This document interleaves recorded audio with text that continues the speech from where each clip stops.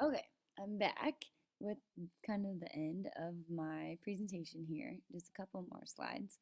But to wrap up the survey research, um, I think it's kind of important to note that um, all the participants in my surveys, they want high quality, consistent products that are affordable, that they know what they're going to get, and they're going to like what they get.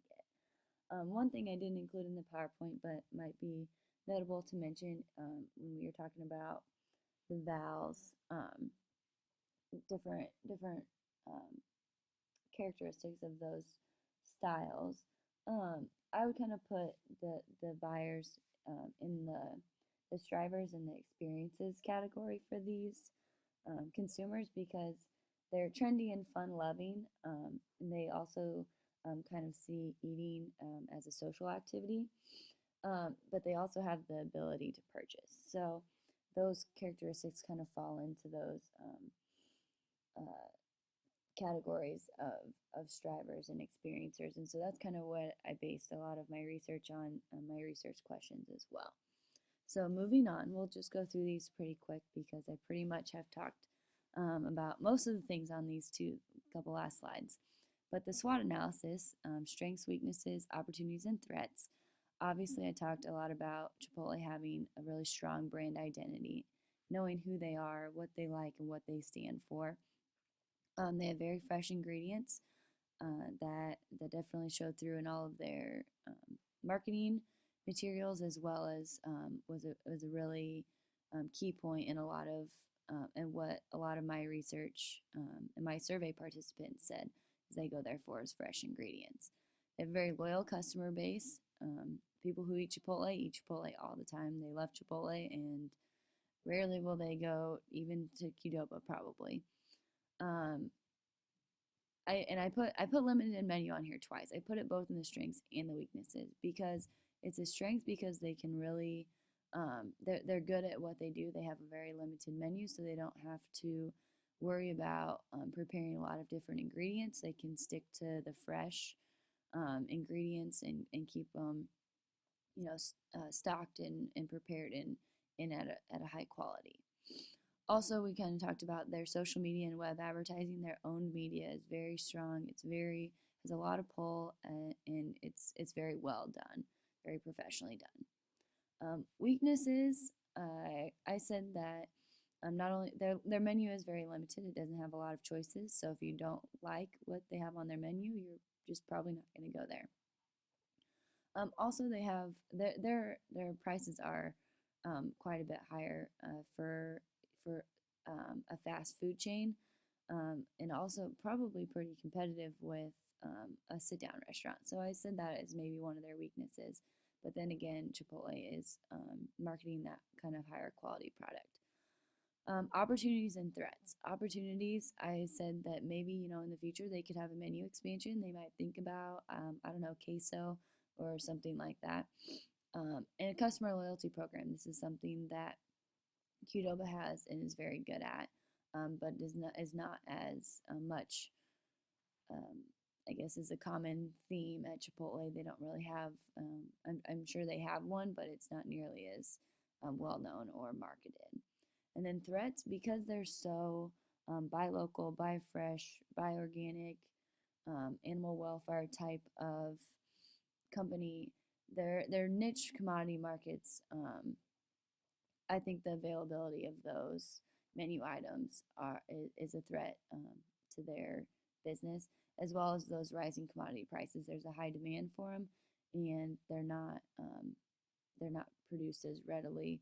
They take a little longer to produce, and they're not produced in such high quantities. So the demand for those is going to drive prices up, which in turn is going to make their menu items more expensive.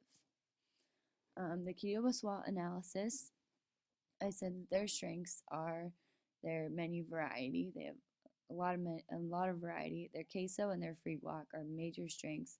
A lot of people go there just for those items. And their customer loyalty program, like I said, is very good. They have a good loyalty program. They have great student following, student discounts, and things like that. Weaknesses, I said, is their brand identity. They don't market who they are, what they stand for, nearly as well as Chipotle does. So I also put that in the opportunities where they can establish and communicate that brand identity, who they are, what they stand for. Are they, that value, get a lot of good tasting food for a cheap price, or do they want to establish a cause, and work towards that, to help people connect, help millennials connect with that cause, because that's something Chipotle is so good at, is they have that really solid following that, for the animal welfare, and um, food with integrity is very impactful, and young adults can connect to that. Threats, I said, our established competition. Obviously, Chipotle is very established and it is growing, and so I said that was a threat. And as fast casual restaurants become more mainstream, how is that going to affect both, not only Qdoba, but Chipotle as well? But I said that was a threat. Maybe, as we look towards the future, what's that? How's that going to affect their niche market in kind of a fast casual environment? So, conclusions.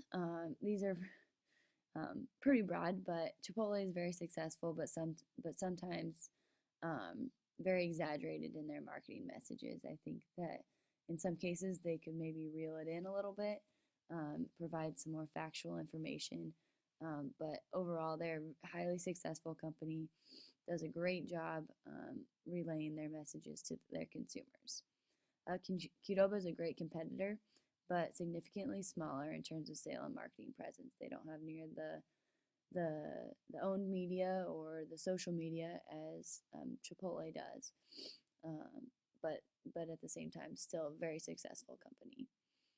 Chipotle positions themselves as a premium product, whereas Qdoba is more value-based messages.